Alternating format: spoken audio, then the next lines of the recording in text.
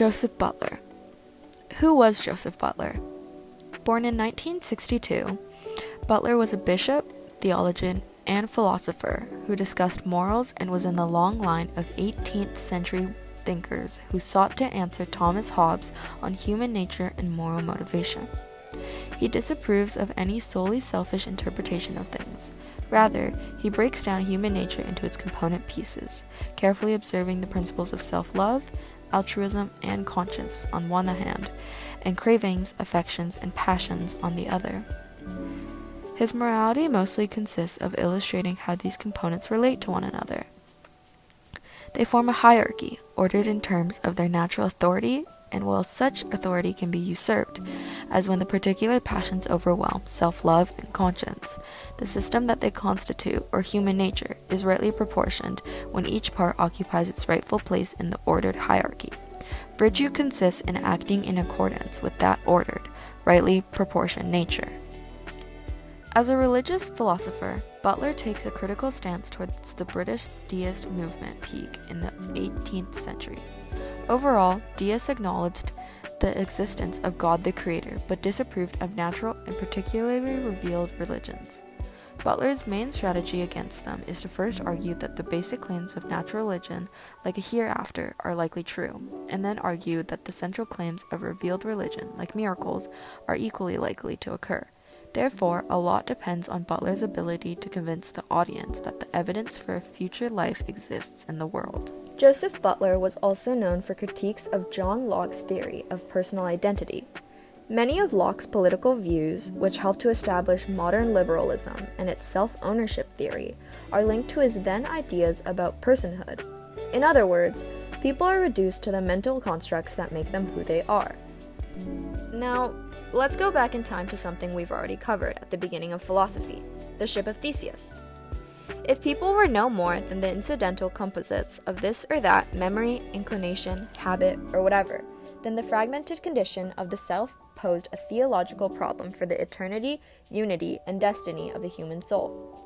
Joseph Butler's rebuttal serves to point out is that the ship of Theseus was indeed a paradox, and thus a difficulty of seeing as versus seeing that, where there are two different ways of looking at the phenomenon in question.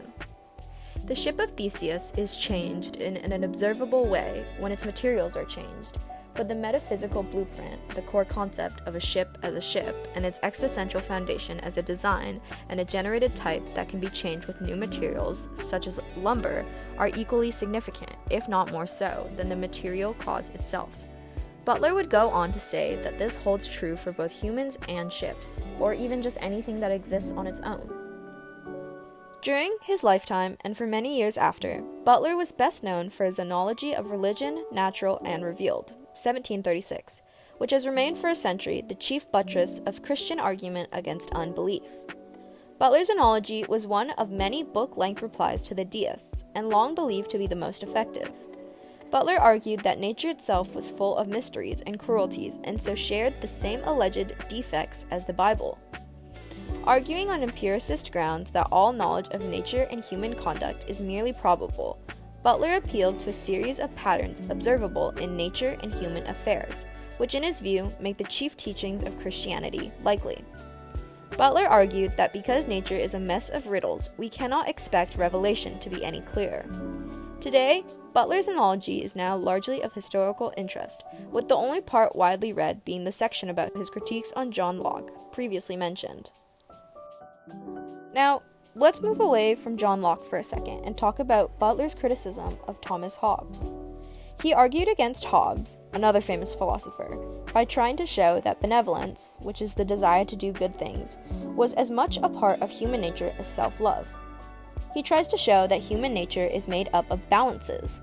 Benevolence is balanced by resentment. For example, Butler's idea of a hierarchical system of principles within human nature allows him to argue for the higher principle of virtue.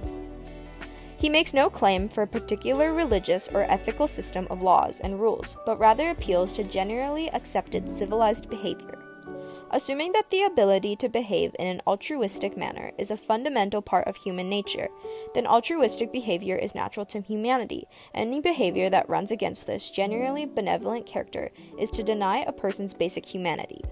Supporters of Butler could therefore argue that the conscience could never sanction behavior that is anything less than benevolent. To ignore this benevolent character is to deny human nature. Unfortunately, at the age of 60, Butler died in 1752 at Rosewell House, Kingsmead Square in Bath, Somerset. His admirers have praised him as an excellent person and a diligent and conscientious churchman. Fortunately, we have the pleasure of talking to the Joseph Butler today, as he's made time out of his busy schedule to come and talk to us.